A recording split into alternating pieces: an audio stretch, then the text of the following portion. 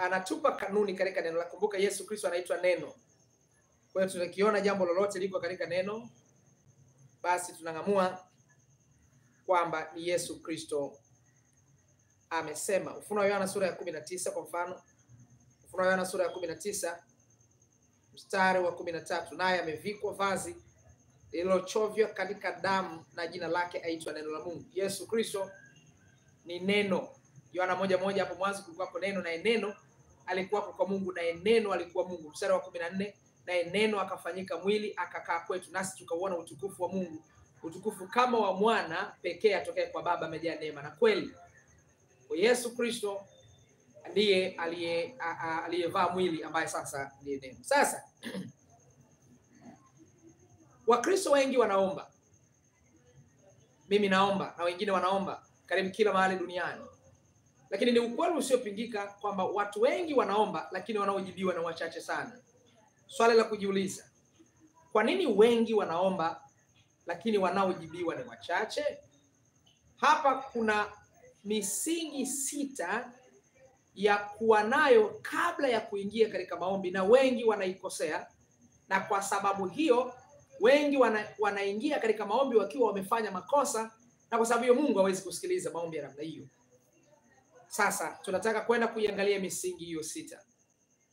Msingi wa kwanza kabla ya kuingia katika maombi, wa kwanza, unatakiwa kusamehe waliokuudhi, waliokukosea, waliokuumiza.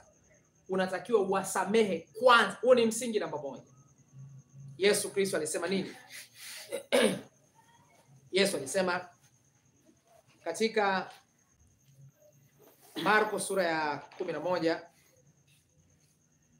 Marko sura ya 11, huyu ni Yesu Kristo mwenyewe sasa. Marko sura ya 11 mstari wa 25, Yesu alisema hivi: nanyi kila msimamapo na kusali, sameheni mkiwa na neno juu ya mtu, ili na Baba yenu aliye mbinguni awasamehe na ninyi makosa yenu.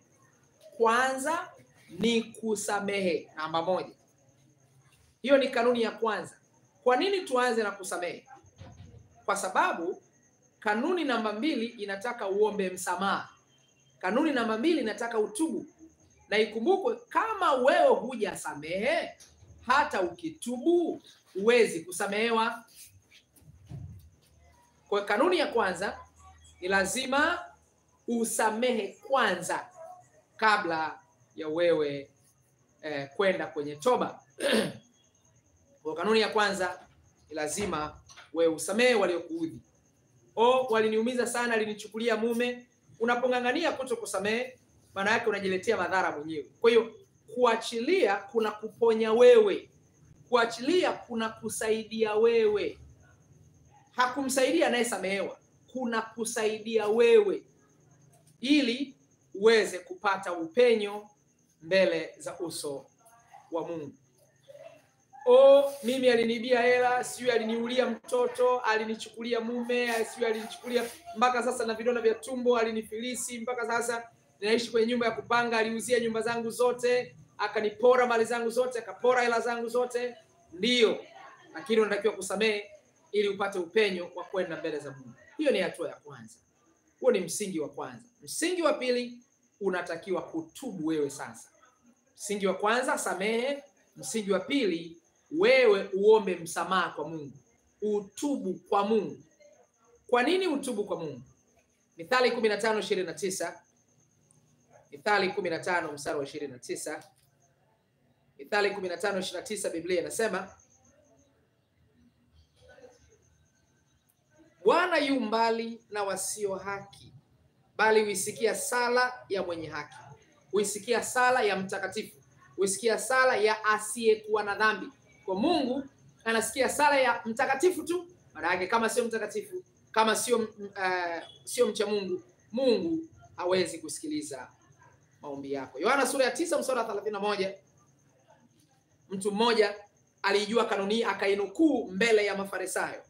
Yohana sura ya 9 mstari wa 31. Twajua ya kuwa Mungu hawasikii wenye dhambi, bali mtu akiwa ni mcha